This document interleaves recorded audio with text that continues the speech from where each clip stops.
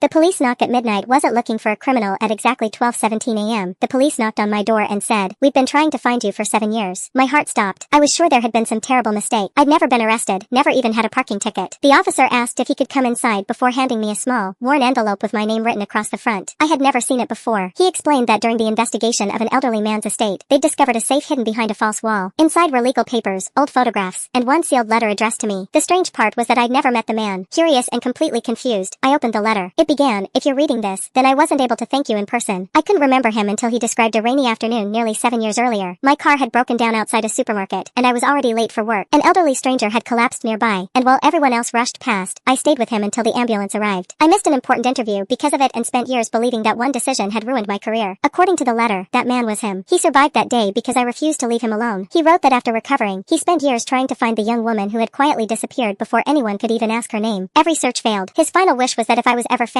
I should receive the one thing he believed I deserved. I looked inside the envelope again and found a key and the deed to a tiny lakeside cottage he'd owned since childhood. My hands were shaking, but the final page hit even harder. It read, "The doctors gave me 7 more years because of you. I spent every one of them looking for the person who gave them to me." I couldn't hold back my tears. For years I believed missing that interview was the biggest mistake of my life. Instead, it turned out to be the reason someone else got 7 more years with their family. Sometimes the opportunity you think you lost is actually the reason someone else got to keep living.